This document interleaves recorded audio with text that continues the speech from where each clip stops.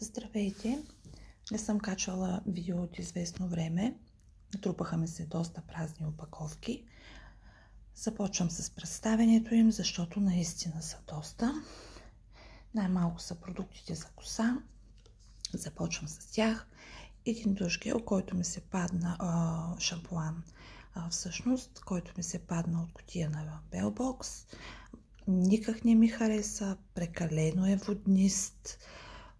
Отиде за 2-3 пъти използване, не се пени, без сулфатене. Никога не бих си дала парите за такъв продукт.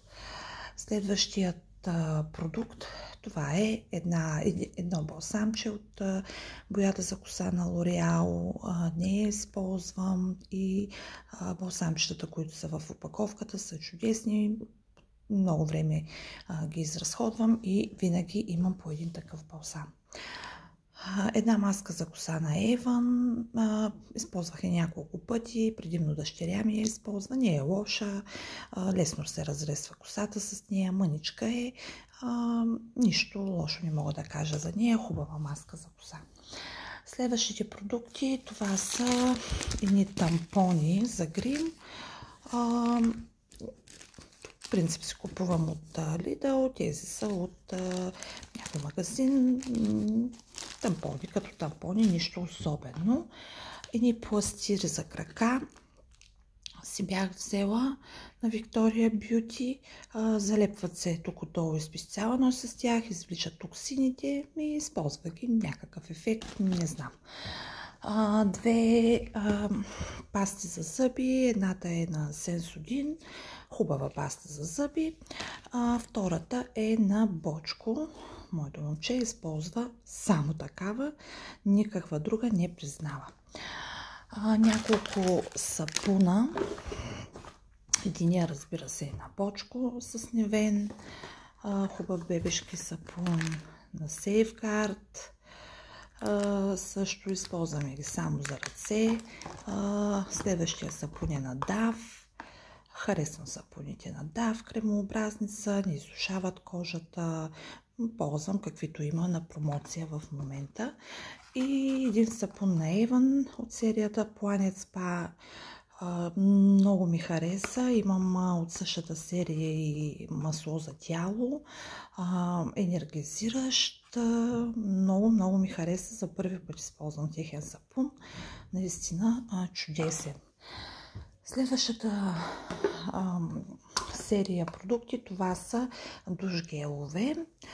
Един детски душ гел от Avon. Представител съм на Avon, затова имам повече техни продукти, от които съм доволна и си ги купувам. Детски шампуани душ гел с диня. Много се хареса. Един дамски душ гел за лятото. Приятен. Не се задържат ароматите, но пък си вършат чудесно работата. Още един душ гел на Avon. То си изключително много ми хареса. Ментов аромат, свеж в банята, чудесен за лятото. Бях си го взела пролетта, но изчаках да дойде лятото, за да мога да го ползвам. Много ми хареса. Следващият душ гел, това е от детската серия на Avon с Spider-Man за моето момче. Наистина доста така силен мъжки аромат, бих казала, но момченцето ми е фен на Spider-Man и нямаше как, трябваше да му го купя. Един душ гел, също детски, с аромат на портокал. Нищо особено, върши се работата, използва го дъщеря ми с удоволствие. Един интимен гел на Avon. Аз много ги ползвам техните интимни гелове, винаги имам в резерва по някой в моят шкаф. Един шампуан на Бочко с лайка или липа. Хубав е, приятен, се ползваме серията на Бочко, всякакви техни продукти употребяваме. И един душ гел на Трезор ди Ориенте. Много силен аромат, започнах го още зимата, едва го изразходих, типично мъжки, но такива са ароматите на тази фирма. не са лоши. Не се задържа аромата, между другото. Силен е, но само в банята. Следващите продукти са продуктите за лице. Един тоник. Хубав беше, даже доста хубав, детоксикиращ. Аз винаги използвам тоник, флорална вода, сутрин и вечер за освежаване. Не е лош. Бих се го купила отново в интерес на истината.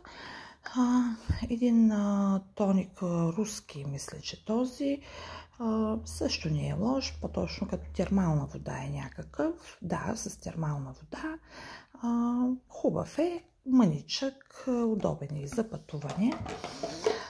Следващият продукт е на Avon, ексфолиант за лице. Много ми хареса. Ексфолирам си кожата на лицето с такива ексфолианти 2 пъти в седмицата. Хубав е. Бих си го купила отново. Имат много продукти от тази серия на Planet Spa. Много така силен е аромата. Една маска за лице от серията на Аню на Avon. Златната е маска за лице. Аз не виждам някакъв ефект от тези пил-оф маски, но да кажем, хидратирал си, почистил си кожата. Това беше пак тип маска, която ми се падна от Bell Box. В интерес на истината бях предупредена, но много ми хареса. Тя е по-течна, нанася се на лицето, изчаква се известно време, след това се изплаква.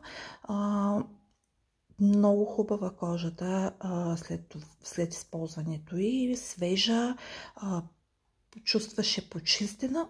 Много ми хареса. Не очаквах, между другото. Един гел за измиване също много ми хареса. Дори и дъщеря ми го използва. Не люти на очите, почиства добре кожата. След изплакване усещаш наистина чистота.